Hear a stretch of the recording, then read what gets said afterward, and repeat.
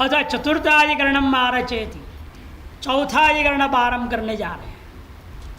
दाक्षायण यज्ञाधिकरणम नाम है।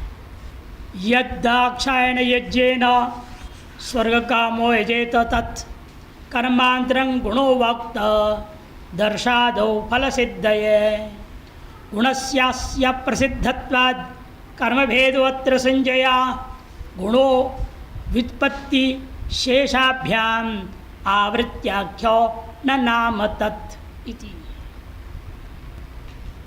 जो दाक्षिण यज्ञेन स्वर्गम यजेत, ऐसा पंक्ति आया है कहाँ? दर्शपूर्णमास प्रकरण में। इस पंक्ति को क्या माना जाए?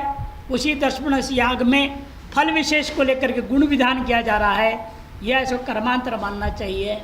पूर्व पक्ष कर्मांतर कहता है कर्मांतरम गुणो वा, कर्मांतर माना जाए या गुण माना जाए। उक्त दर्शादो फल सिद्धये, उक्त जो दर्शयाग में ही विशेष फल की सिद्धि के लिए गुण विधि माना जाए। कर्मांतरम पूर्व पक्ष, अतः उक्त दर्शादि में ही फल विशेष की सिद्धि के लिए गुण विधि माना जाए।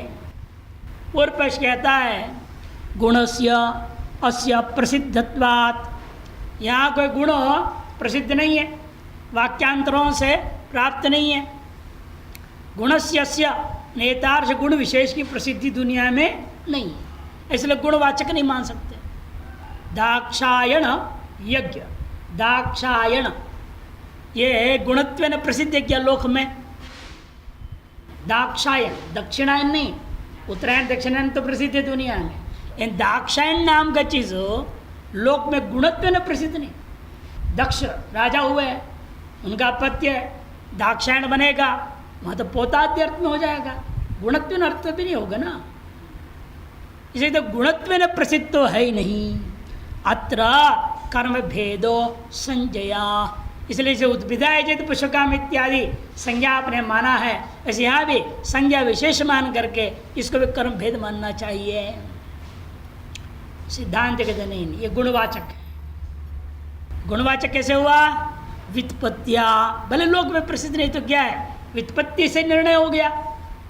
और वाक्य शेषात, शेषाभ्याम, व्युत्पत्ति शेषाभ्याम गुणो, व्युत्पत्ति से भी गुणवाचक हो जाता है और वाक्य शेष से भी गुणवाचक सिद्ध हो जाता है।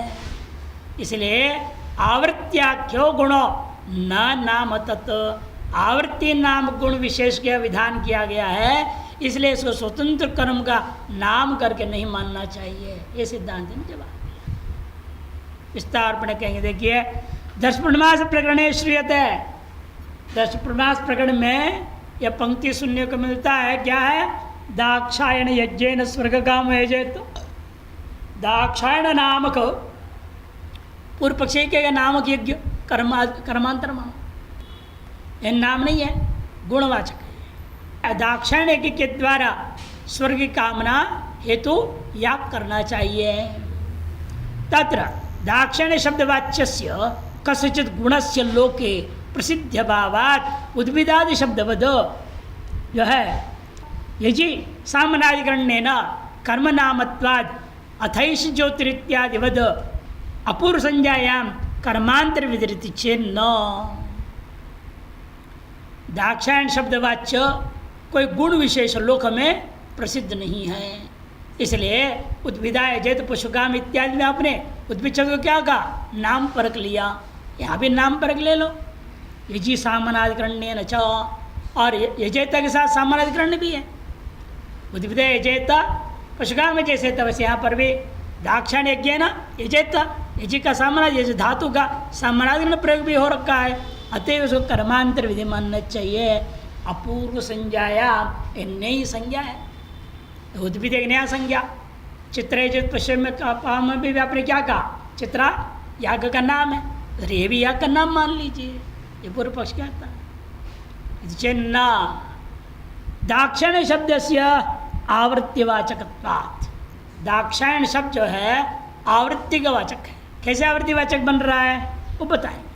तच्च शब्द निर्वचनात् वाक्य शेषद्वा अवगम्यते, दो तरीके से हो सकता है। शब्द के निर्वचन से अथवा वाक्य शेषद्वा अवगम्यते, अथवा वाक्य शेष से भी अब बोध हो जाता है गुणवाचक करके।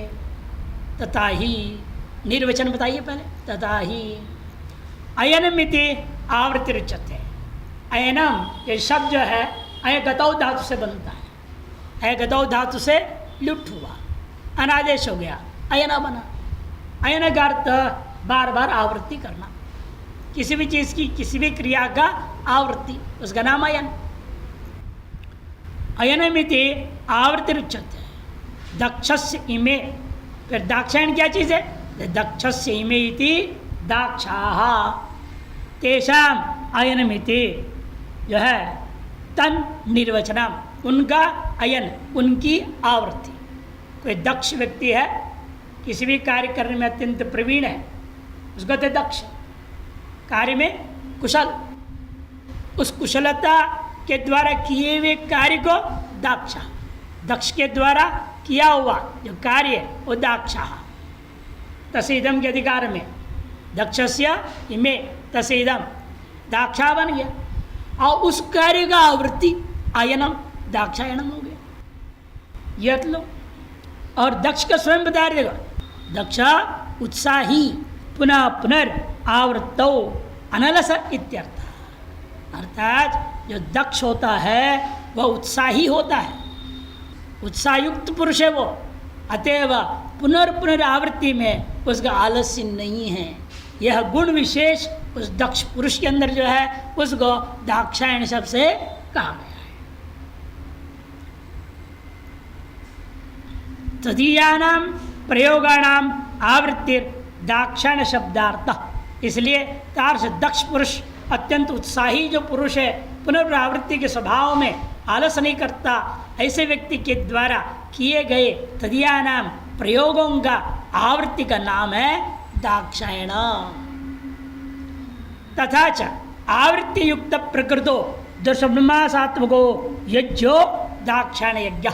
इसलिए आवृत्ति से युक्त होकर प्रकृति जो कौन सा था? दशमास याग, उसी दशमासात्मक याग को आवृत्ति से जब कर दोगे तो उसी दशमास याग का नाम बदल गया, नाम पड़ गया दाक्षायण यज्ञ हो गया। आवृत्ति युक्त करूंगा तो दाक्षायण, आवृत्ति युक्त नहीं करूंगा केवल उसका नाम यथावत दशमासी रहेगा। आवृत्ति प्रकरणस्थो द्वे पौर्णमास्यौ यजेत द्वे अमावास्य इत्यादि वाक्य शेषाद अवगम्यते। और आवृत्ति के प्रकार क्या है, यह बात स्वयं वहाँ पर ही वाक्य शेष में निर्णय हो गया। वाक्य शेष में कहा पौर्णमासी का दिन एक बार यू करना नहीं, 2 बार करो। द्वे पौर्णमास्यौ यजेत द्वे अमावास्ये यजेत इत्यादि वाक्य शेष से आवृत्ति रूप प्रकार स्पष्ट बोध हो रहा है। ततो दध्यादिवत प्रसिद्धार्थत्वात्, दधि आदि के समान ये भी प्रसिद्धार्थक मानो, श्रुति से ही प्रसिद्ध हो चुकी है, व्युत्पत्ति से भी प्रसिद्ध है। आवृत्त्याख्यम गुण विधि, आवृत्ति नाम का एक गुण विशेष का यह विधान किया गया है। न तो उद्भिदादिवत कर्म नामधेयम, उद्भिद आदि के समान यह कर्म का नामधेय नहीं मानना चाहिए। एवं साकम प्रस्थायेन यजेत, यही नियम लगा रहे दूसरे स्थल के लिए। एक दूसरा जगह का नाम है साकम प्रस्थायेन यजेत, ये आया दूसरा वाक्य। किस फल के लिए?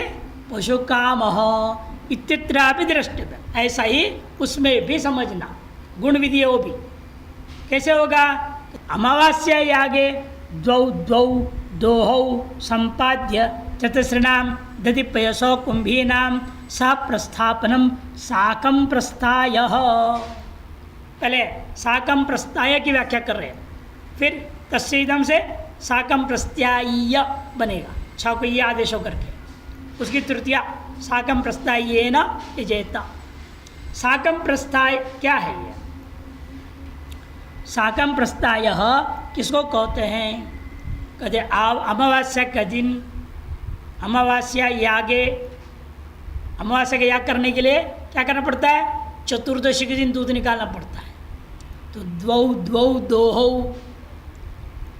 क्योंकि आपको उस आवृत्ति के साथ क्या करना पड़ेगा, 2 अमावस्या करनी है ना, 2 दशमलव 2 अमावस्या करनी है। इसे 2 होगा, अलग अलग बर्तन में दोहना पड़ेगा। दो संपाद्य संपादन किया, उसे बर्तन कितने हो, इसलिए चतुश्रीनाम दधि पयसो कुंभीनाम 4 पात्र हो जाए, 2 पात्र दूध और 2 पात्र दही के लिए 4 पात्र हो गए। चतुश्रीनाम दधि पयसो कुंभीनाम सह, एक साथ एक एक कुंड की ओर प्रस्थान कर देने का नाम साकम प्रस्थाय। हमेशा 2 ही ले जाते हैं। यदि आप दाक्षायणी की कर रहे हो, उसे अमावस्या के दिन करना है उसको आवृत्ति, फिर तो वहाँ 2 में भी अधिक करना पड़ा, तो 2 4 पात्र लेकर एक साथ जाता है, इसको कहते साकम प्रस्थाय नामक इस कर्म को कहते हैं। तद युक्त तो दर्शयाग, उस युक्त कौन हो जाएगा, दर्शयाग, उसका नाम होगा इसलिए दर्शयाग का साकम प्रस्थाय। तथा सती प्रकृति दर्शयागे पशुफलाय, प्रकृति दर्शयाग में ही पशुरूपी फल पाने के लिए आपको साकम प्रस्थाय आख्यो गुणो विद्यते, साकम प्रस्थाय नाम का गुण विधान किया जाता है। यदि आप पशुफल भी चाह रहे हो एक साथ प्रस्थान करो, नहीं तो क्या करोगे, अलग अलग प्रस्थान कर लेना। पहले एक दूध एक दही ले गए, उसे एक संपन्न हुआ, थोड़ा विश्राम किए, फिर दूसरा करना है यज्ञ, आवृत्ति करनी है आपने, फिर दोबारा ले जाओ अलग अलग, एक साथ ले जाना नहीं। यदि पशु के फल की कामना है एक साथ ले जाना, ये विधि हो गया। तो गुण विधि हुआ उसी कर्म के लिए, फल विशेष के लिए गुण मात्र का विधान किया गया। पंचमाधिकरणम आरचयति, ईशालंभाधिकरणम, ईशा आलंभाधिकरणम, ईशा का स्पर्श, आलंबन माने स्पर्श।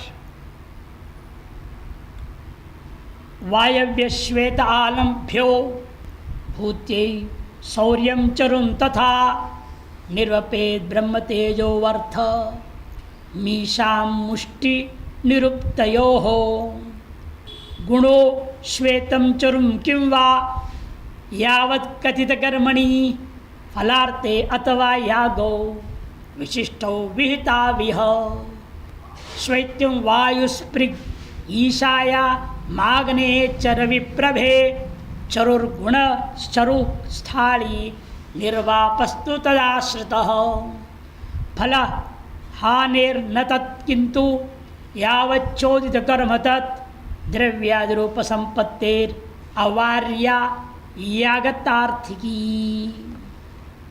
यागता आर्थिकी, यागतार्थिकी।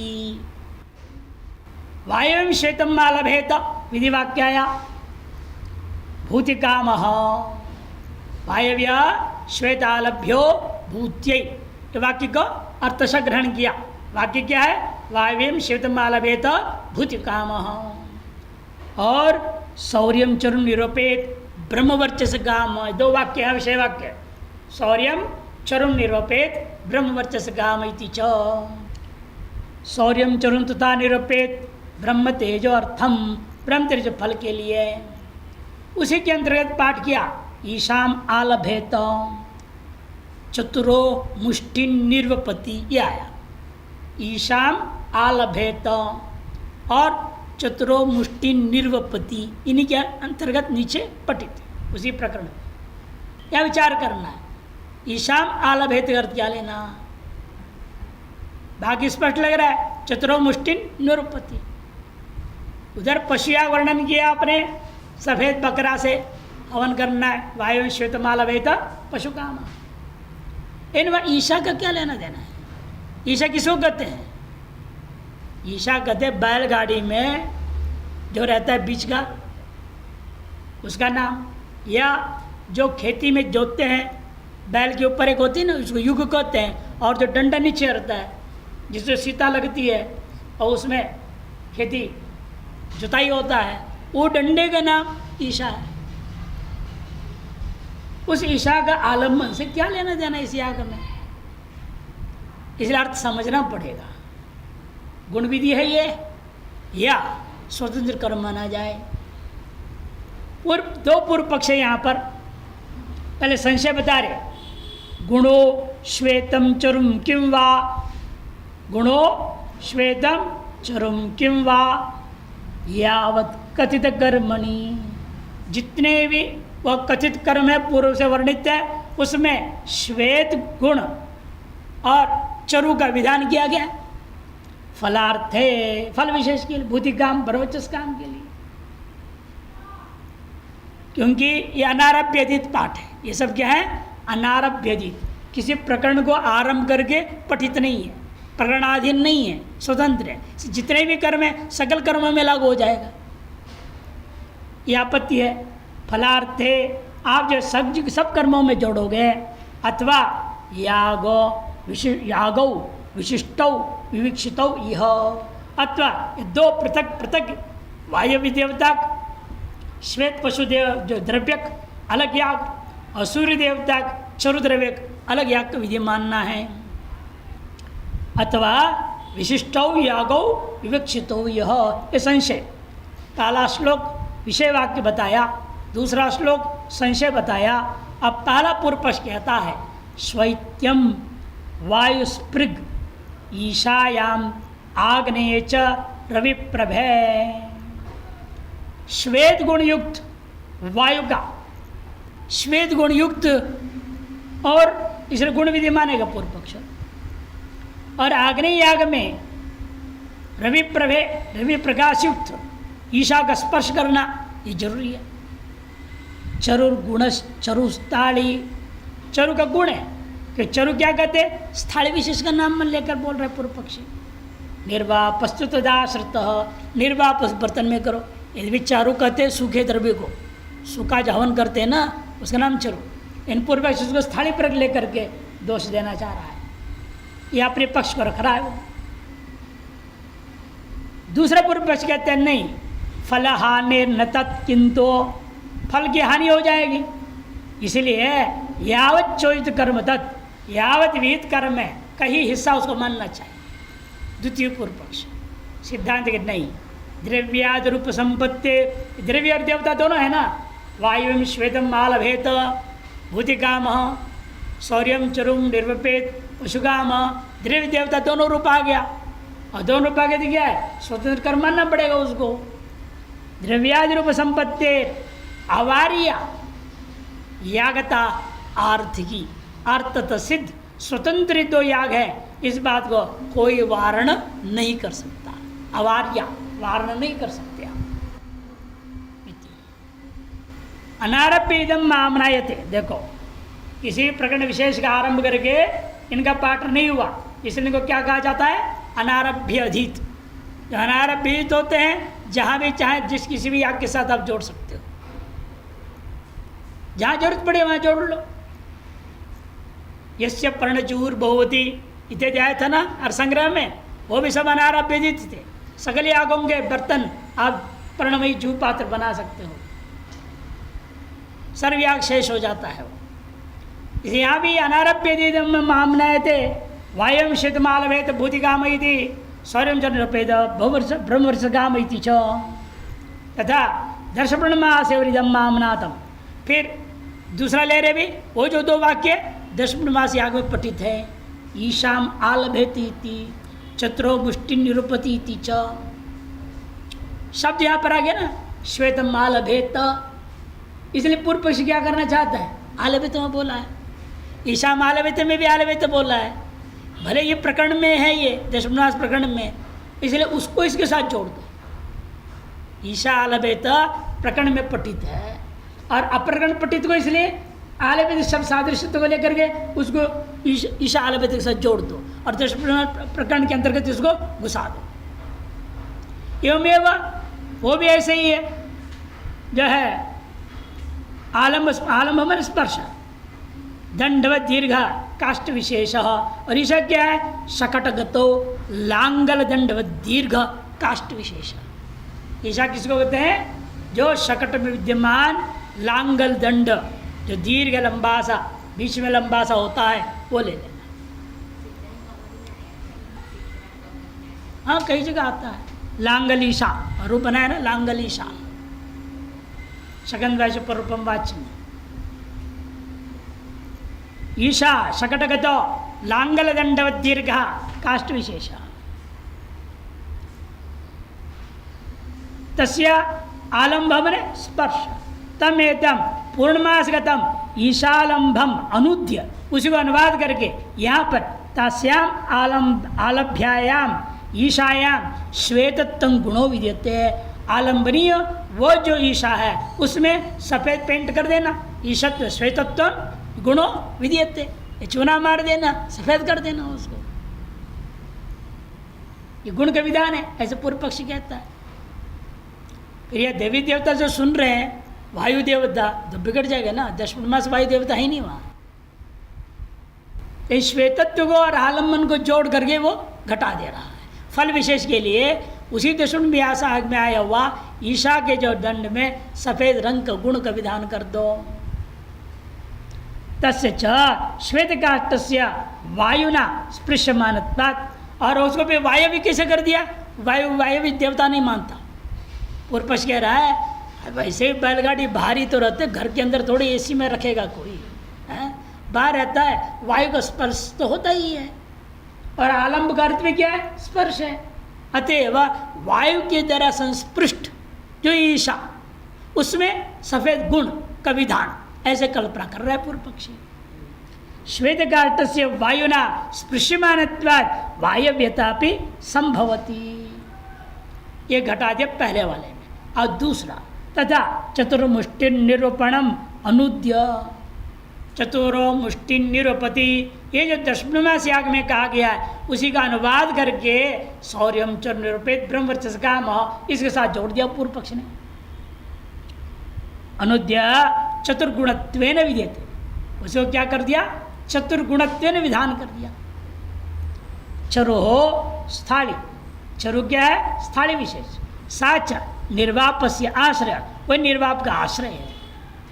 निरुक्तस्य हविष आग्नेयतया सूर्यवत प्रभास संबंधात शौर्यत्व, फिर शौर्यत्व कैसे घटाओगे, सूर्य अलग देवता नहीं लेना।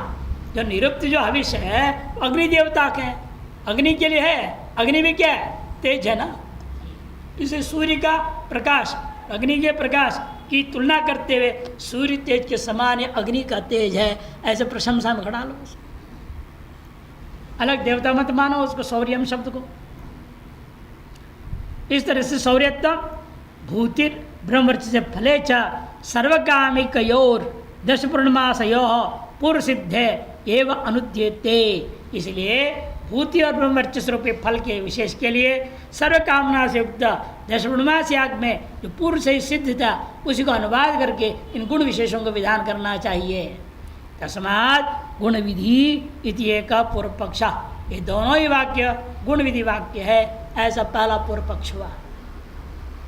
दूसरा पूर्व पक्ष कहता है नहीं, फलप्रदय और नित्यवत श्रुतयो संभवत प्रयोजनयोश्च पाक्षिक अनुवादत्वम अनर्थक्यम व युक्तम। पाक्षिक हो गया है, पाक्षिक अनुवाद मानना नहीं, फलप्रदय और फल प्रदान करने वाले नित्य के समान जो श्रुत है ऐसे इन कर्मों को संभवत प्रयोजनयोश्च, संभवित प्रयोजन वाले हैं उनको पाक्षिक अनुवाद पर ले जाना अथवा यह अनर्थक की कहना उचित नहीं है, न युक्तम। तस्मात् गुण फल विशिष्ट कर्मांतर विधीयते, गुण और फल दोनों से विशिष्ट कर्मांतर का विधि मान लो इसको। यदि भी कर्मांतर कह रहा है लेकिन गुण फल विशिष्ट मान रहा है, वो गड़बड़ है।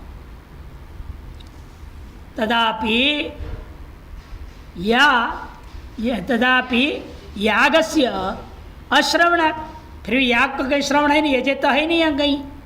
आलम्ब निर्वापयोरेव श्रवणात्, आलम्ब निर्वाप मात्र श्रवण होने से श्रवणात् यावदुक्त कर्म विधि रीति द्वितीय पूर्व पक्ष, इसे जो कुछ भी जो अनार में पठित ही है, जिस किसी भी कर्म के साथ उसको जोड़ करके कर्मांतर विधि बनाया जा सकता है, द्वितीय पूर्व पक्ष। तो सिद्धांत कहते नहीं है।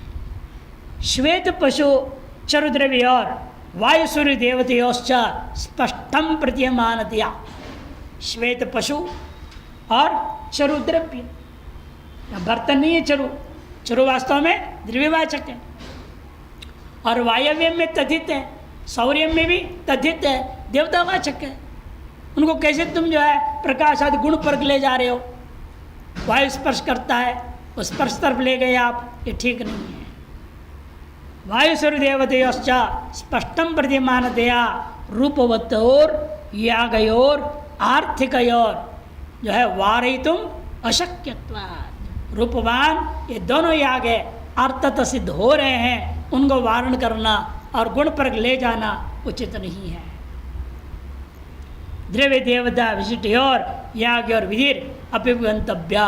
द्रव्य और देवता विशिष्ट यागों का विधि यहाँ पर स्वीकार करना चाहिए। और फल विशेष भी कथन कर दिया है। भूतिकामो वायव्येन श्वेतेन पशुनाय जेत गणवर्चसकाम सौर्येण चरुणाय जेत इत्यम विध अर्थ सिद्धो विधि। अर्थतः विधि भी सिद्ध हो जाएगा। भले सिर्फ पूर्व पक्ष ने कहा ना ये जे तक है ही नहीं, इन वो अपने आप ग्रहण हो जाएगा। आक्षेप लभ्य है, ये द्रव्य देवता है तो ये जे तो कहना ही पड़ेगा आपको, नहीं तो क्या करेगा ये द्रव्य और देवता को लेकर के? ये नहीं तो होगा। देवतोद्देश्य ने द्रव्य का त्याग करने करना के लिए द्रव्य और देवता की आवश्यकता है। देवतोद्देश्य द्रव्य त्यागो याग त्यक्त से द्रव्य से अग्नो प्रक्षेपो होम, ये नियम है। इसीलिए आक्षेप अर्थतः लभ्य हो गया। वो संबंध कल्पित और द्रव्य संबंध कल्पित यागस्य लिंग प्रत्येन कर्तव्यता विधौ आलंब निर्वाप्योर धात्वर्त्योर का गतिरिच्छेद। पूर्व पक्षी कहते हैं आपने यजित का अध्यार कर लिया, अर्थ तो सिद्ध कर लिए, फिर यहाँ जो आलपेत निर्वपेत इनका क्या होगा? द्रव्य देवता संबंध से कल्पित याग को स्वीकार कर लिंग प्रत्ययन यदि कर्तव्यता विधायक स्वीकार कर लोगे, आलम्ब निर्वाप्योर धात्वर्त्योर का गतिरिच्छेद अनुवाद इति ब्रूम उत्तरे अंश में अनुवाद मान लो। तत्प्राप्तिस्तो आर्थिकी, उसकी भी प्राप्ति अर्थ तो सिद्ध हो रहा है। निर्वाप आलम्भाव अंतरेण तत्तद याग असिद्ध है कि निर्वाप और आलम्बन किए बिना तत्तद याग की सिद्धि नहीं होगी। कि जितने भी पशु याग में सबसे पहले क्या होता है? स्पर्श। पशु को स्पर्श करके कुछ मंत्र बोलना पड़ता है, फिर पर्यग्निकरण होता है, दर्भ ज्वाला जला के उसकी चारों तरफ चक्कर काटेगा, फिर उपनियोजन, ये सब पशु धर्म करके आया था संग्रह में। किसी भी पशु याग है स्पर्श के बिना याग होगा ही नहीं, इसलिए सबसे पहले उपालम स्पर्श होता है वहाँ। इसीलिए ये तो तत्तद जो है निर्वाप आलम्ब अंतरेण के हुए किए बिना ही तत्तद याग का स्वरूप ही सिद्ध नहीं हो सकता। तस्मात् याग विधि प्रादांत हो, इसे पृथक याग की विधि है, यह सिद्धांत स्वीकार करना पड़ा। अच्छा, छठा अधिकरण आरंभ होता है। षष्ठाधिकरण मारचेति वत्सालंबाधिकरणम, वत्स आलंबाधिकरणम। पूर्व पक्षी अभी जो आपने पढ़ा वाक्य, आलम से आपने स्वतंत्र याग मान लिया। वैसे 10 पूर्णमास याग में एक दिन पहले जब दूध निकाला जाता है उस समय भी वहाँ भी वर्णन आया, वो बछड़े को छुओ,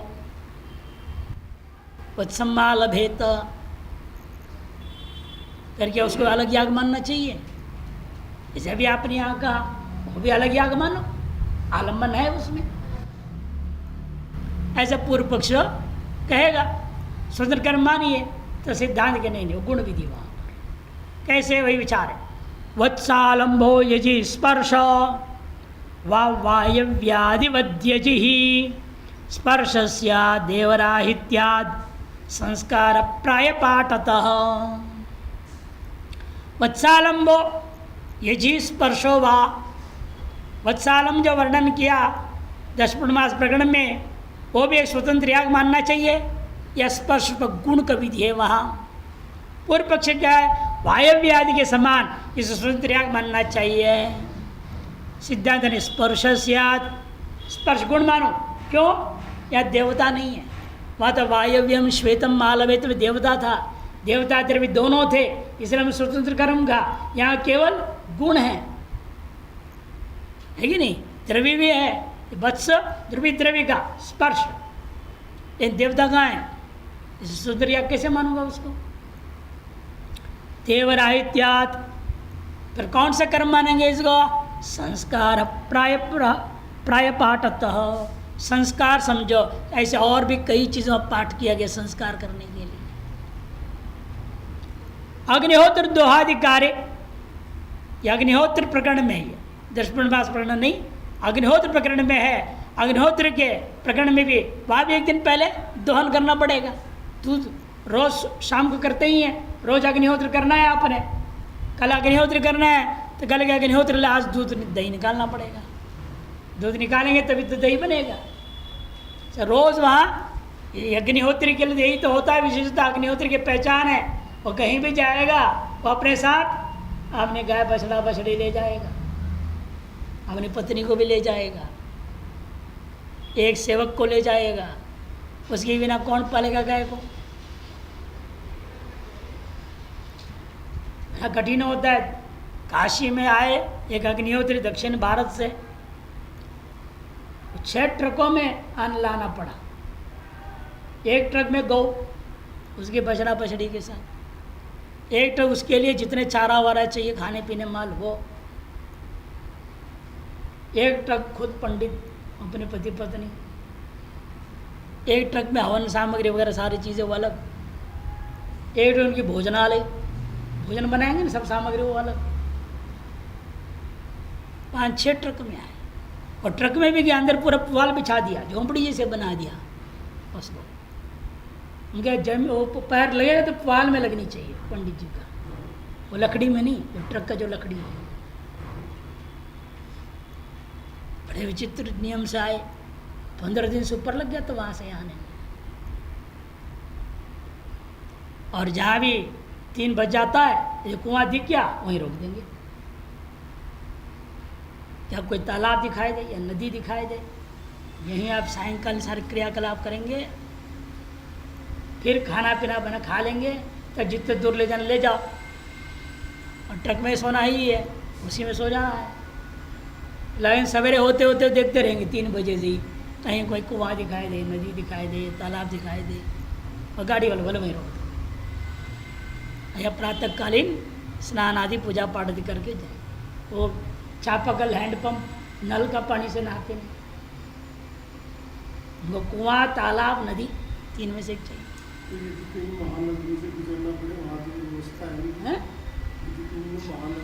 तेजी से भागो, फिर दिन दिन में भाग जाओ आर पार, दिन दिन में तेजी से आर पार हो जाओ, और कोई रास्ता नहीं, जहाँ है वहीं जाकर रुकेंगे। शुरू में दिक्कत हुई तो फिर उन्होंने क्या, भगत जिसने बुलाया था, खर्चा उसने किया था, उसने एक कार लगा दिया सामने, उसको बोल तुम पहले निकल जा, देख ले कहाँ है, वहाँ व्यवस्था कर दे सारी। एक गाड़ी अलग जाती थी पहले, पायलटिंग जो बोलते हैं ना, जैसे कितनी दूरी पे है नदी तालाब वगैरह देख लो। और जब मोबाइल नहीं कुछ नहीं, हाँ सेट करके जाता था। 15-16 दिन लग गए। जितनी विधि है विधिवत करिए, बांधे प्रार्थना कीजिए, क्षमा याचना, हर चीज़ में क्षमा याचना होती है लास्ट में। इसीलिए लेकिन जान के मैं गलत कर रहा हूँ, वो तो उसके लिए कौन क्षमा करे? जब गलती अनजान में हो गई है तो उसके लिए क्षमा याचना है।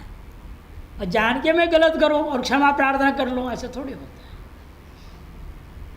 जान के किसी गर्दन काट दो और क्षमा मांग लो, मेरी गलती से तुम्हारा गर्दन काट दिया, तो जिंदा हो जाएगा क्या वो? इसलिए विधि का ऐसे साथ नहीं हो सकता है। अग्निहोत्र प्रकरण में दोहाधिकारी बात सुनने को मिला, वत्सम माल भेत इति तत्र विमतो वत्सालंभ यजिष्यात्। पूर्व पक्षी कहता है विवादास्पद जो वत्सालंभ है वो भी वायव्य आलंब के समान यज्ञ याग विशेष स्वतंत्र कर्म मानना चाहिए। प्राणी द्रव्य का आलंबत्वात् प्राणी द्रव्य का आलम्ब के समान, जैसे वायु शुद्धम आलम्बित में था, वायव्य आलम्ब भवति चेत न देवता रहितत्वेन तद वैषम्यात्। दृष्टांत और दृष्टांत विषय में वहाँ देवता और द्रव्य दोनों था, और यहाँ केवल द्रव्य है, देवता नहीं है। किंच, इतना ही एक और बात, अयम वत्सालंब अग्निहोत्र अंग संस्कार, ये जो वत्सालंब है अग्निहोत्र कर्मकांड के अंगों का एक संस्कार है। तत्प्राय पठितत्वात्, के अनेक संस्कारों के क्रम में ये भी पठित है। भिन्न संस्कार विधान है। पहले आपने शाखा छेदन करके लाए हो, बछड़े को छोड़ते हो, उसका प्यार करो, स्पर्श करना, ये सब दूध निकालने के अंतर्गत आ गया। वो अंग का संस्कार है। दोहन रूपी जो अंग हो रहा है उसके अनेक संस्कार है, उसके अंतर्गत है। इतर संस्कारवत अन्य संस्कारों के समान, तस्मात् अयम स्पर्श मात्र विधि, स्पर्श मात्र गुण का विधि मानो, कर्म विधि नहीं है। सप्तमाधिकरण मारचति चरूरूपधानाधिकरण, चरूपधान, चरु के उपधानाधिकरणम, चरुर्भवति नैवार उपधत्ते चरुन्त्विति, यागस्यादुपधानं वा याग शेषोक्त दैवतः, यागत्त अनिश्चये शेष नापेक्षोऽतु यजी कुतः, किन्तु उपधान मात्रत्वं यावद्युक्तं चरौ स्थितम्।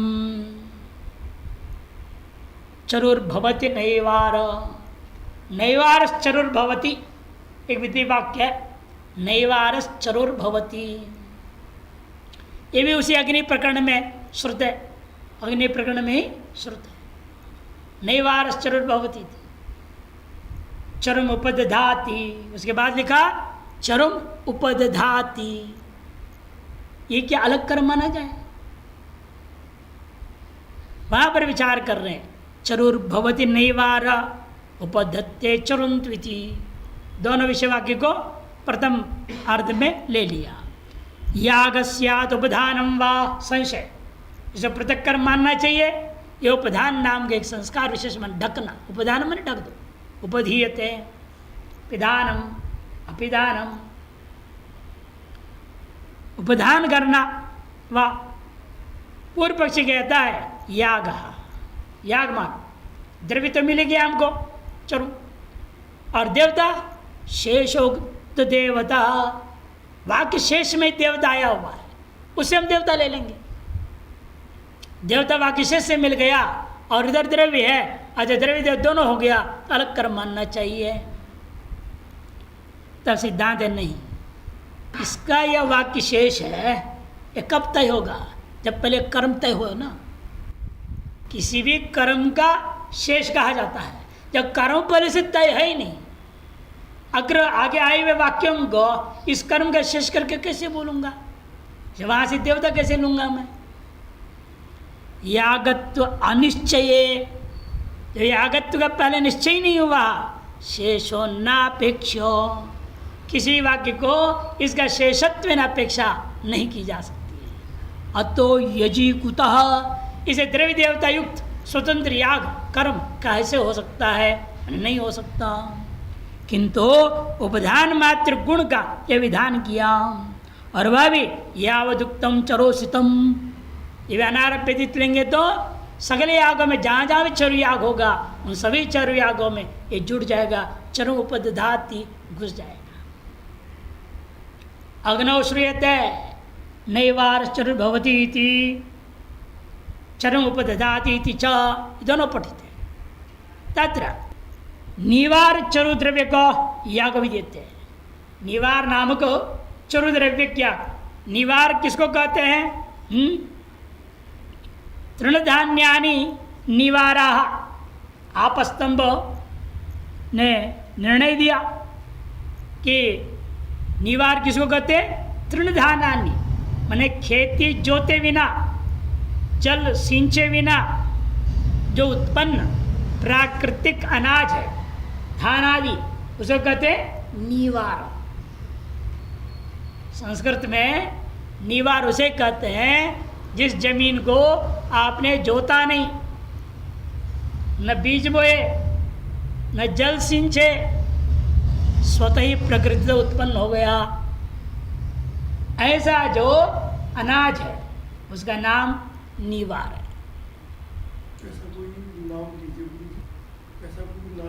पहले जितने भी ये जितना श्यामा चावल बोलते हो ना, झिंगोरा, कोदू, कोदो, ये सब जंगली थे।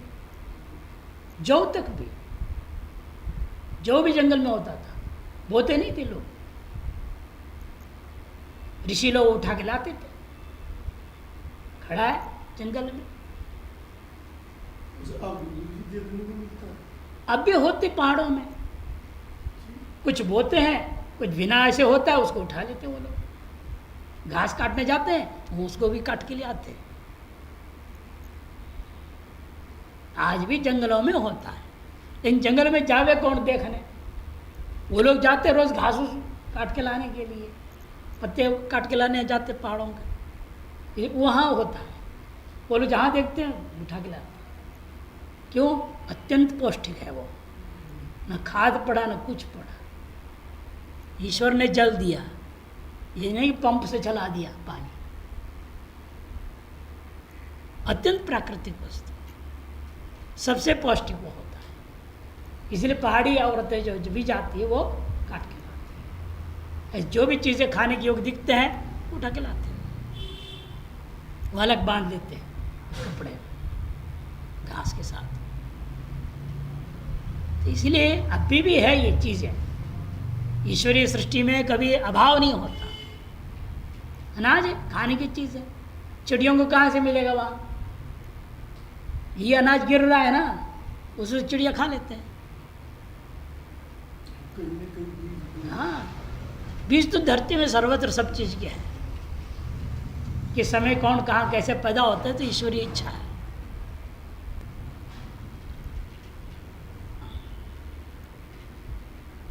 यागो गुणो वा यागस्याद, प्रश्न उठा है, वो तो समझा रहे उसी को। न चात्र देवता या बाबा, नैवार चरु द्रव्य कहो याग विधान करूंगा, तब यदि कहेंगे आप न चात्र देवता या बाबा, देवता का भाव है, ऐसा मत कहो। बृहस्पतिर्वा ये तन्नम ये निवारा इति वाक्य शेषण देवता सिद्ध है। ये जो निवार नामकरण है इसके देवता कौन है? बृहस्पति कह दिया। बृहस्पतिर्वा ये तन्नम यन निवारा इति वाक्य शेष के द्वारा देवता की प्राप्ति हो जाएगी। उपधानम दो यागोपयुक्तस्य प्रतिपत्ति ही, और उपधान क्या है? याग से में उपयुक्त जो द्रव्य शेष रह गया उसका प्रतिपत्ति कर्म मात्र ही है। जब बच गया चारों उसको उपधान कर देना। सृष्टकृतादिवत, सृष्टकृत होम आदि जैसे होता है वैसे इति प्राप्ते ब्रह्म। याग विधो निश्चिते सती, पहले याग विधि का निश्चय हो, तब पश्चात देवतायाम अपेक्षितायाम वाक्य शेष बलाद देवता कलृप्ति ही, बाद में देवता की अपेक्षा होने पर वाक्य शेष के बल पर हम उसको प्रसिद्ध कर सकते थे। इन यह तो देवता कल्पने न याग विधि तो निश्चय, देवता प्राप्त होगा तब न याग निश्चय होगा। द्रव्य देवता दोनों प्राप्त होगा तब याग निश्चय होगा। तो याग निश्चय रहने दो, तब यहाँ द्रव्य देवता दोनों प्राप्त हो तब न याग निश्चय होगा।